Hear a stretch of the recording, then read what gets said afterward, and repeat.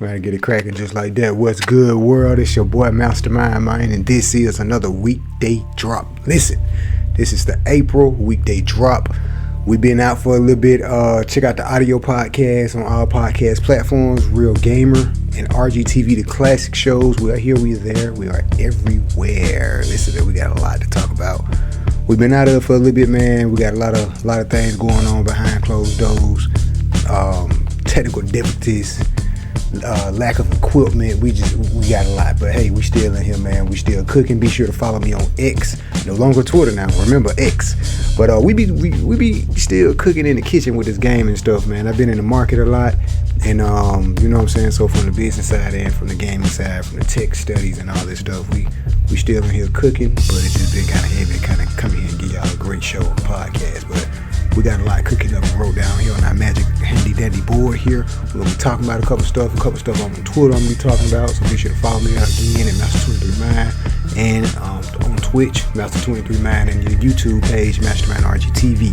So listen, man, it's so much I gotta just kind of dive into and break down. Shout out to my brother Q too. We're gonna have him on another segment here on the show. Before we dive into that, with the brother Q, man, listen, the last episode that we dropped on the March weekday drop, somehow the file got messed up, man, and it only recorded my voice of me talking to him. It didn't record any of what he was saying. He was making great points about Power, Hell Drives, the game he was playing, and some other game we was talking about. But we had a very interesting conversation like we always do.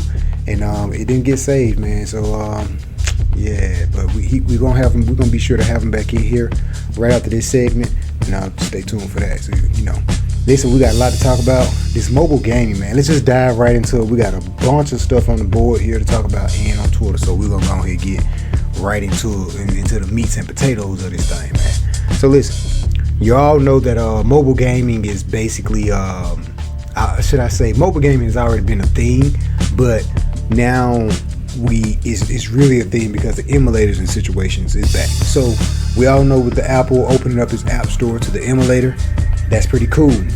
That's really, really cool because I seen one of the homies playing it, man. They was playing some classic Pokemon, black and white on there, you feel me? It was a bunch of games I seen people playing and everything, so it's like good to have, the nostalgic for it back, and to have these classic retro games now playing on our mobile devices, on the iPhones.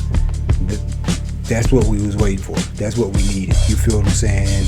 I'm gonna tie this point to another point later on here in the show, but this is something that my light is falling over here too. This is something that there's something that we needed. You feel what I'm saying? Because before we was, on the laptops and tablets with the emulators and things, doing things, and it was a little buggy at times. But now it's integrated through the App Store. Everyone have access to it. With the iPhones, that's what's up. And plus, don't forget, iPhones can now, the newer ones, the Max version or whatever, say so, can play console games. Keep that in mind. Don't forget that. So now we got mobile gaming already a thing.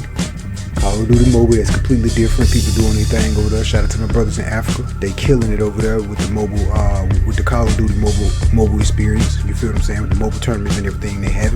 I see you, Ace. You know what I'm talking about? We got a mobile experience. We got an emulator experience on the mobile devices, and we got a current gen experience on the mobile devices. That's big. Hold it. Just remember that. But that's big. Moving on. Talk about this Switch 2 leaks. So check it. The situation with the Switch 2 leaks. I'm gonna be kind of running through this stuff because I supposed to be came in here and chopped it up and did a show. So let's see. Let's talk about the Switch 2 leaks real. I'm trying to pull up this diagram. So a couple of leaks is out. They're saying that the OG Pro Droid controller, whatever, and the Pro controller will be supportable. So that's good to know. And it's gonna be backward capability, still HD rumble. You know what I'm saying? And all those good things. Even when I say backwards capability, not just digital, but also physical. The little chip that's in the Switch 1, it'll be compatible for the Switch 2, but the Switch 2 chip won't be compatible for the 1. Of course, you can't play Switch 2 games on Switch 1. So, of course, they had to make something different to make it possible for the backwards capability, but don't make it possible for the future, future console chip being able to play it on the old. Yeah, they had to make something different, folks. So, that's what they got rocking with that. Some more. Let me see. Read some more of these leaks. Yeah. Okay. So of course USB-C 4K support apparently on the dock. So there is. So again, but then again, I'm not gonna say these things are completely legitimate, but it's just the leaks is something that's trending today. Of course. Some buy the leaks by reading the leaks. They're saying 4K dock or whatever, so that means it's still gonna have the capability to have attached and detached from a docking station, kind of like a handheld situation. Remember what I told you about mobile. So keep that in mind. The screen still 8 inches or whatever, 1080p. Let's see. So just based on reading the articles on these leaks and things, I'm really not seeing like a huge. Here's another diagram. Okay, I already said 4K, and the controllers are basically backwards capability. The games itself. So based on just reading these leaks, and of course you want to take this with a grain of salt, but just by reading these leaks, I don't see a major hardware improvement just based off the leaks.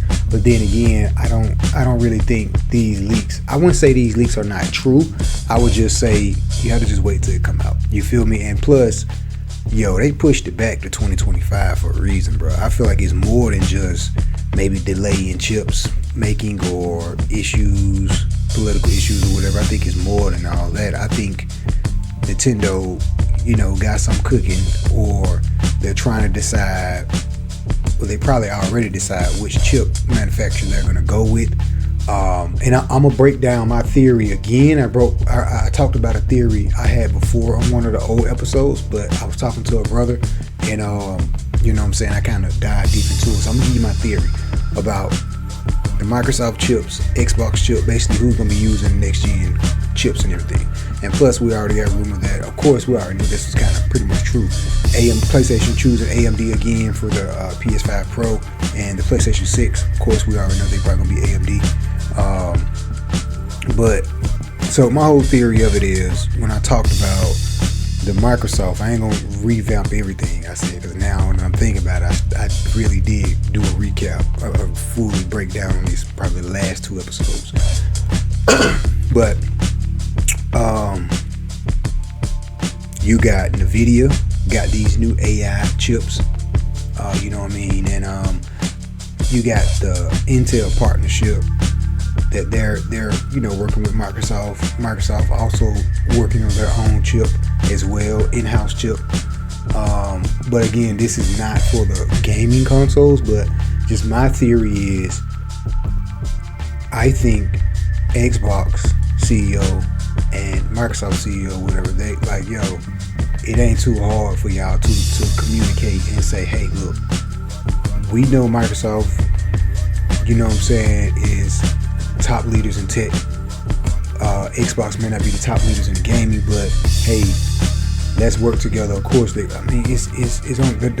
like cousins. They're like brothers and sisters. You feel me? So I don't think it's gonna be a problem, or it should be shocking to anyone that the next Xbox would have some type of custom Microsoft chip or some type of custom partner chip with Intel / Microsoft. Even NVIDIA.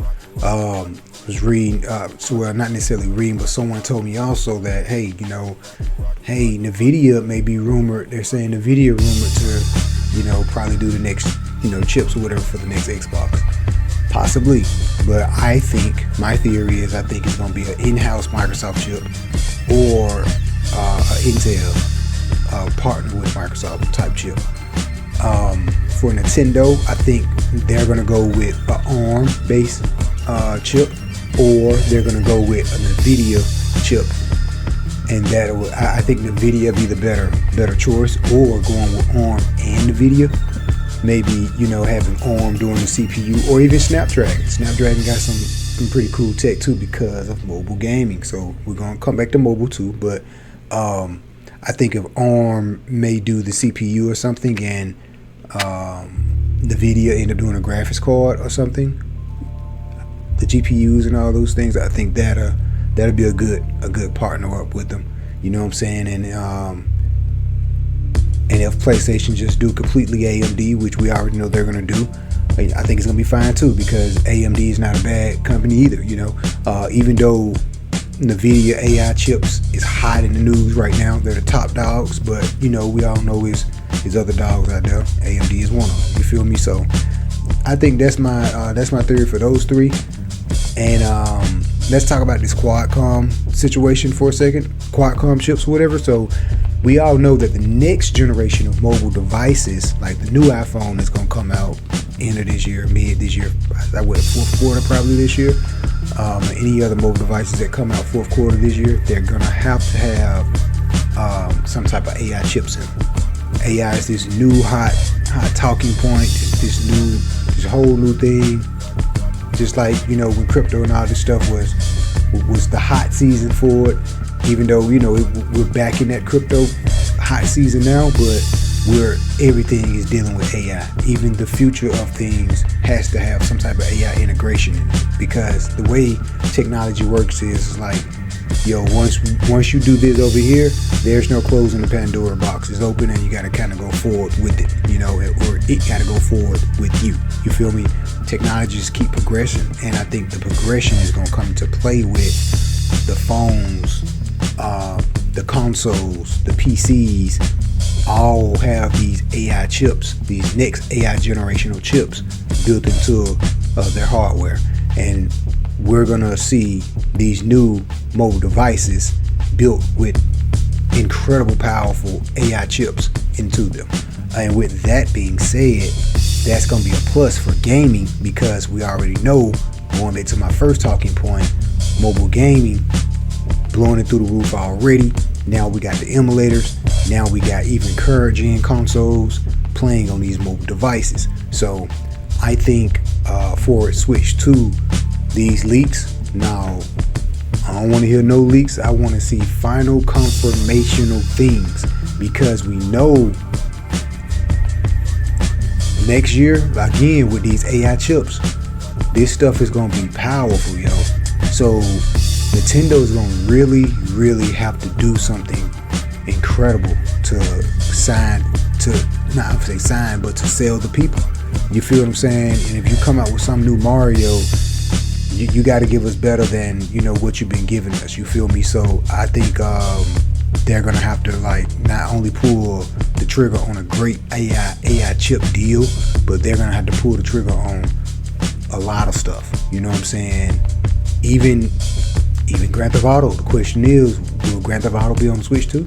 I doubt that, but they need games like Grand Theft Auto. You feel me? They need more than just the hardware. They're gonna need the software and games also to push Nintendo and keep them in that race of things. And usually my typical vocabulary for these things is they need innovation. Nintendo's good at innovating things.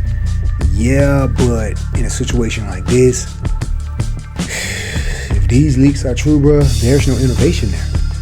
So with the lack of innovation and still using low-end 4K graphics, 30, 60 frames, just your base level technology that's already out, they're gonna get swept under. They're gonna be swept under the rug, I guarantee you.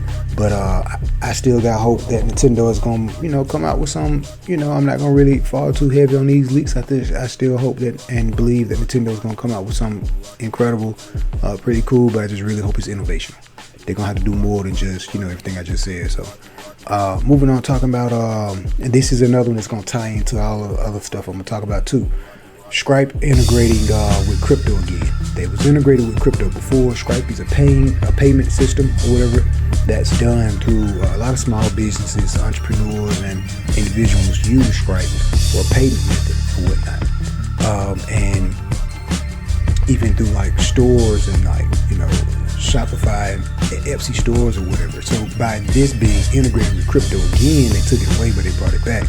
By this being integrated with crypto, and the question is, I got on the board, how does that how does gaming benefit from it? I'm gonna explain this. So if Stripe is integrating is integrating crypto into they're going back to the crypto side. The question is, the future of gaming when the PS6 and the next Nintendo, the next Xbox, and these things.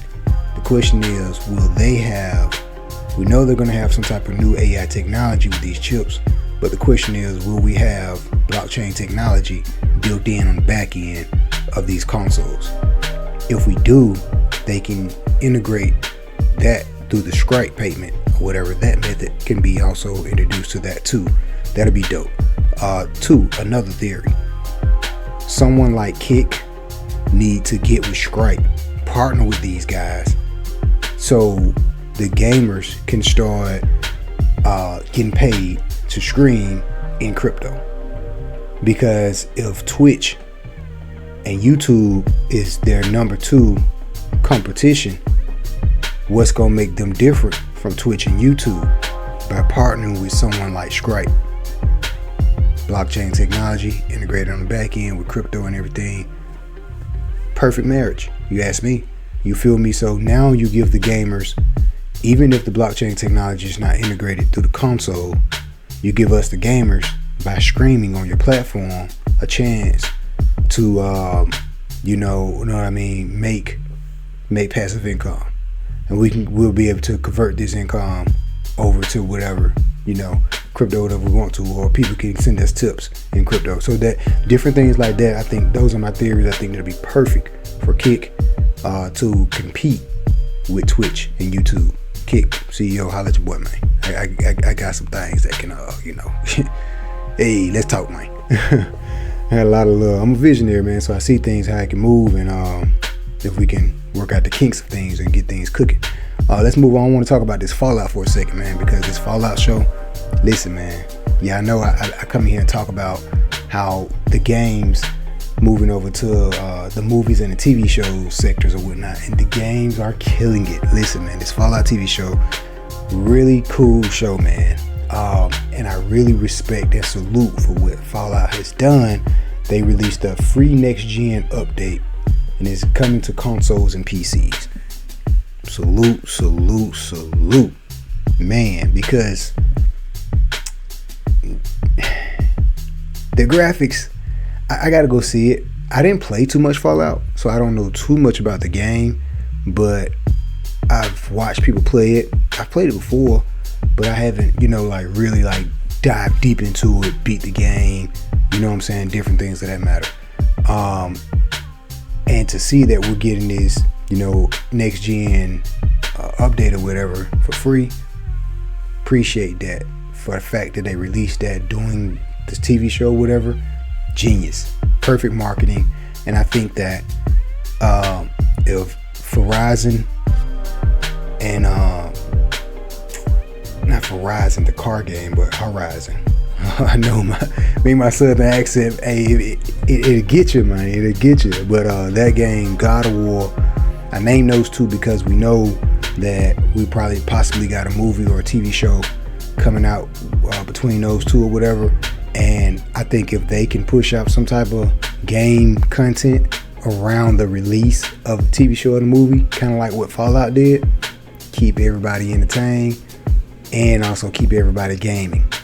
When you get done watching the show, you can go and play the game. You feel me? So I feel like what Fallout did, it gave us the opportunity to relive in the world of Fallout without playing it. You feel me? Because they do a great job with a lot of these scenes is from the game. You feel me? So they do a great job at like reiterating different things in the show. I feel like the show go more into details than the game do it at some points in time. But then again, my perspective is only halfway on that because I haven't fully beat the game. So, but I do feel like the show go farther into details and show different things that the game don't show.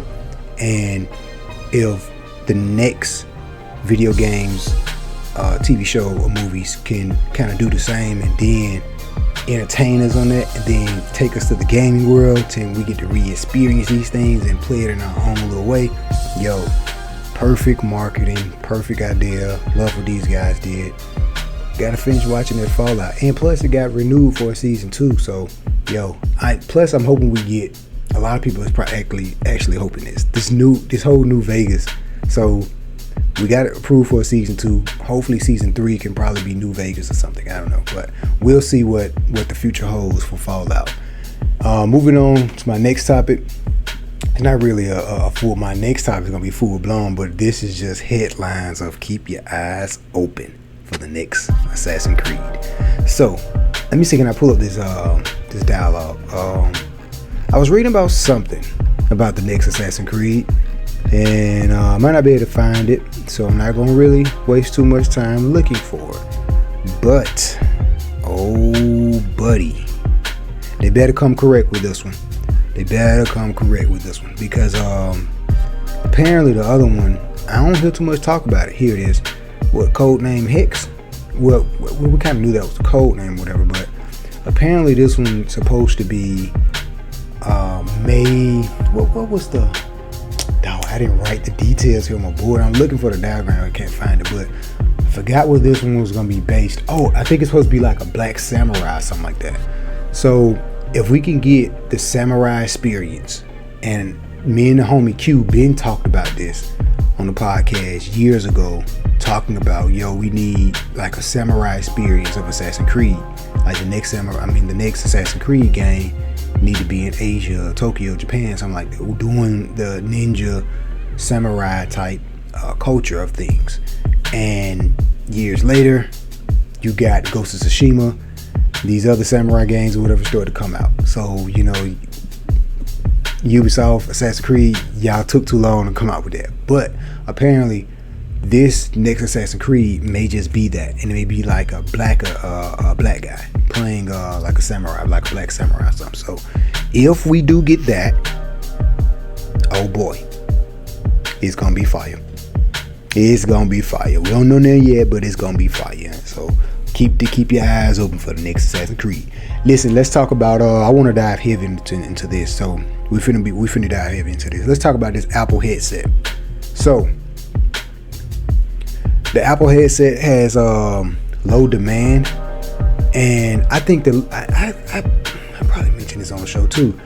I honestly feel like the demand is low on the Apple headset due to the fact of the price. The technology in it, I'm not gonna say it's too far ahead of its time, because you know, technology do move fast, but at the same time, yo, if your price was at an affordable price during the time and age we're in, because you gotta think about it, inflation and all this other stuff, like, bro, we struggling here, we scraping up pennies off the floor here, you know what I'm saying? So you got this cool technology that's really incredible that can like really shape the future and capabilities in this technology, but the price is just way too high. It's not for the everyday average person. And if you have a product that's not for the everyday average person, is not the fact that it's not going to do well. I'm not saying that, but it's not going to be at its best of sales, I think, because if you have a high profile, high value product, but see, it's kind of tricky because Apple has an amazing fan base and their ecosystem is big numbers. Like, they have a lot of people, you feel what I'm saying? What, over 5 billion some users, you feel me? So, but not all 5 billion users are able to afford this particular product that you just dropped. And you would think they would, because 5 billion users end up buying your iPhones, and your iPhones $1,200-1,500 a pop, but the headset is like 3,000 plus, that's almost 2 iPhones. So with that being said, it's like, well, I can see why the demand is low. I really think their next version of the headset, when they drop the price on this one, then they probably drop the price again, then come out with another headset. The price is going to be a little bit low, but it's going to be also more like better wearable. And see, that's the other thing too. You got to not only have a comfortable price, but a comfortable product also. So with those two things said, I can see why the demand is low. Because a lot of people saying, well, I won't say a lot of people, but I heard both sides of the story. Some people say it's not so, they can get used to it. Start off, it's not feel so big and bulky, and then, wearing it for a long time, it get a little big and bulky and get on the nerves or whatever. So, just think about the comfortability of it. You're going to have a product that's going to be very comfortable for a high price, so you're going to have to fix both of those. Lower your prices and make something more comfortability. So I think those are going to be 2 key factors that they're going to really have to focus on the next version of the Apple headset. Because the technology is there. The idea, the whole vision behind it is there. Like, people are like looking into the human body and studying this stuff with the headset on and able to multitask like we've never been able to multitask before. So the technology is there. So I just think with those 2 things being at key, keeping the technology at hand, and plus when you integrate AI on top of it, I honestly think by the end of this year, 2025, we should be getting some crazy technology down the line. I'm talking about crazy. Like crazy. Moving on to my next headset conversation. Check this. There's actually 3 of them. So we're gonna talk about this Xbox VR headset. Xbox, actually I want to pull up the diagram for this one. Since I don't have the right equipment, y'all, I might not be able to put my stuff, my digital stuff on the backdrop. But if we do, you'll see it. But I want to pull up this diagram, and it's talking about boom. So Xbox is apparently working on they're going to try to test the waters with the VR headset, and they're doing that with the help of Meta. Meta is opening up their Meta OS for the Quest or whatever, the Meta headset. So this is really interesting. I'm gonna break down 2 points with this. They're opening up their OS for a lot of people, whatever, and they're doing something with Microsoft for a VR headset. But this may be like a temporary VR headset type deal. We don't know what they're gonna do with this, but check this. What I like about it is the fact that Meta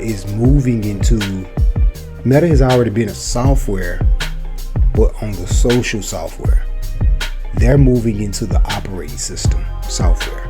Those are 2 different things there.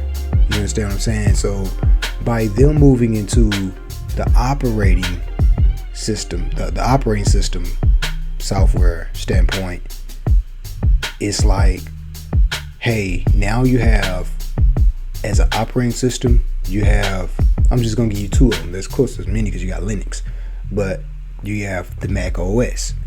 Just like with the Apple headset, I forgot the name of the new Apple headset OS, but it's still in the Apple OS ecosystem. And you have Microsoft Windows OS. So with the Meta OS having their own operating system and opening it up, that's a different ball game for Meta. Keep your eyes on Meta. I honestly, the things with Mark Zuckerberg, these things he's doing, man, is really incredible. From the hardware perspective, with the Meta OS headset, and from a software perspective, because with the Llama AI and different things, they're now rolling it out into Facebook and Instagram. So when you think about these three things, they got hardware on lock. Well, I wouldn't say they got it on lock because they don't have a physical hardware device. But if they can partner with someone like they are with Microsoft, that's dope. Well, I take that back. They do got a physical hardware. Of course, the Meta headset. But I guess I'm thinking about yeah, that's right. I was thinking about something else. So they do actually have a physical hardware, the Meta OS headset. So they got hardware on lock. Software, they got their own operating system that's on lock. Plus their AI, the Luma data structure, whatever that thing. You got so much data because you got Instagram data, you got Facebook data, WhatsApp data or whatever. You got AI integrated to run all three of those things. You feel me? And now AI integrated into the headset. Meta up to something. I'll just let you know that right now. They coming for gaming. They already here, but listen, they up to something. So if I'm looking at this, if I'm looking at this thing from a warboard perspective, we got Microsoft, or I'll say Xbox, but I'm gonna say Microsoft and Xbox because of Microsoft for PC, Xbox just for Xbox console or Xbox VR headset. So we got Microsoft, Xbox, Meta, Intel on this side, and we got Nintendo, ARM, Nvidia, Apple on this side. We got AMD, PlayStation,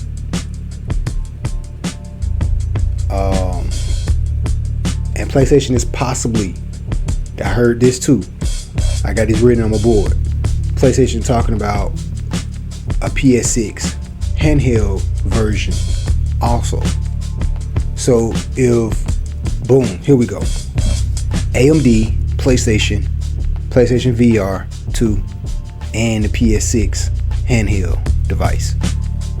So that's a squad, this a squad, this a squad. You feel me? So if I'm looking at this thing from a war chest perspective, and in the middle of this triangle that I just painted you here, in the middle you have Steam Deck. Of course, Nvidia is still in the middle of there with the Nvidia GeForce now, and plus, you can stream cloud on your TV and all that. You got the Steam Deck doing their thing. You got other technology companies like Asus got their own hardware device, but they're still in the middle of that triangle perspective. Still the three juggernauts is still like the head. Of course, Xbox, PlayStation, Nintendo, but in the middle of that, PC dominance, those different things. But I think that's how the gaming triangle things is rolling. So yeah, that's really something to think about. I wish I can I need a digital diagram of everything I just drew up there. But keep your eyes open for the Apple event on May the 7th. So this is the thing. I told you I'll be in the market really heavy too every morning. And listen, man, if Apple on their event on May the 7th, if Apple don't have no type of AI integration in their new iPhones, I'm sure they're gonna have some type of AI integration on their next phones. Apple is in trouble. The reason I'm saying they're in trouble is because of the fact that the stock's been dropping like crazy. Not like crazy, but they need some type of innovation there. The Apple headset didn't get the job done. You see, low demands is there. They've been kind of quiet on AI a lot lately. Rumors that they may be partnering with OpenAI to integrate that into the next iPhones, and also rumors they've been speaking with Google to have the Gemini inside the new iPhones or whatever. So they're either going to go between partnering with Google with their AI or go with OpenAI for their AI. But Microsoft already got OpenAI. So I don't know, but Apple need to do something in the AI field. They canceled the whole Apple Car. They scratched that. The car plans are out the window. They're not doing an Apple Car anymore. So they came out and said something about an Apple robot. Like, bro, we don't want you to have no freaking robot. But again, is that part of their innovation new structure they got cooking up? Perhaps so. Maybe. And we need some type of innovation from Apple. Something great. I don't know. Maybe we may get a new iPod or something. Maybe they may come out with a new musical device to where, hey, we're going to go ahead and pull the plug on the streaming companies that's ripping you off. New artists or whatever come over here and partner with us. We cut you a nice check, the correct check, and we got this new Apple iPod that's now coming out that's strictly for our new Apple Music or whatever. Now Apple Music has just did something revolutionary that's gonna knock these other streaming platforms out the water. Yeah, you're gonna need something like that. You're gonna need something like that. I'm not saying Apple's gonna tank and go downhill from here, but we need something like that. That idea I just thought of, we need you to do something like that on top of something else. What do you mean on top of something else? Well, something like this. Integrate AI, roll it down through all your Mac products. We know you to open up the App Store for emulators. That's dope. And also rumors that we may be getting other emulators coming through the gate with the App Store, like the PlayStation 1, 2, GameCube, Sega, all these other emulators may be coming to the mobile devices really soon too. So that's great. So that means, again, going back to how you're going to integrate AI into your next mobile devices is better hardware. Better hardware. Not just better hardware, not the same hardware. I'm talking about not just give us a new camera. You're going to have to give us, like, they're going to have to wow the people. You know, I like to use the word wow the people a lot here when we talk about that doing PlayStation. PlayStation has to give us a new experience. These games, what new experience? I think that's what they're going to do, but what new experience are you giving the users? And Apple need to deliver because they're in trouble. When you look at what Microsoft is doing on the AI end, I just told you what Meta is doing on their AI end, how much data they got and everything. You got Google cooking up on a little something, but not. They kind of dropped the ball with the BART, and then they changed it to Gemini or whatever. So they doing a little something. And plus, the Google Stadia, they shut that down. Apple Arcade is still up and running. Yeah, but I mean, again, man, the Apple headset is dope, but the price too high. Now, if they lower them prices and give us new features, I mean, you know, possibly.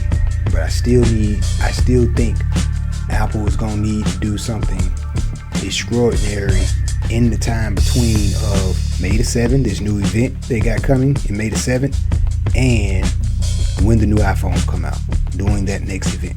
What are we gonna get that Apple is gonna wow the people?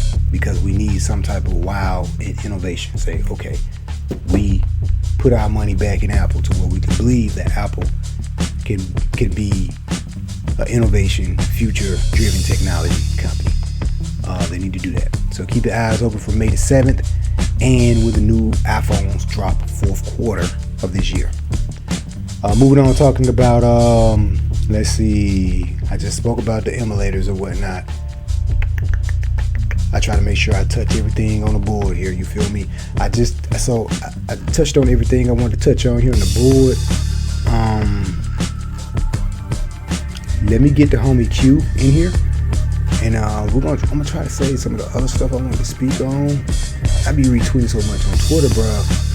I can't even find these other dialogues I wanted to get into because I be with the markets and stuff, bro. From market finance to everything else I do, and then the gaming podcast is like, bruh, you know, the market has just overtook my life and just read the charts. Shout out to my brother Silo. I see you, my brother. Peacock season, baby. But that's all I got for right now on the board. We gon' let me get the homie Q in here, because I gotta get the homie Q opinion on a couple of other stuff we talked about offline and on the corrupt episode that got messed up here on the computer and things. And we'll be back for more, most definitely, man. I gotta get back in here heavy. I used to be rocking heavy in here month to month, weeks after weeks with podcasts with y'all, man. We gonna rock back in, man. We gonna rock back in. Just had to get back in the thing, get it shaking, man. But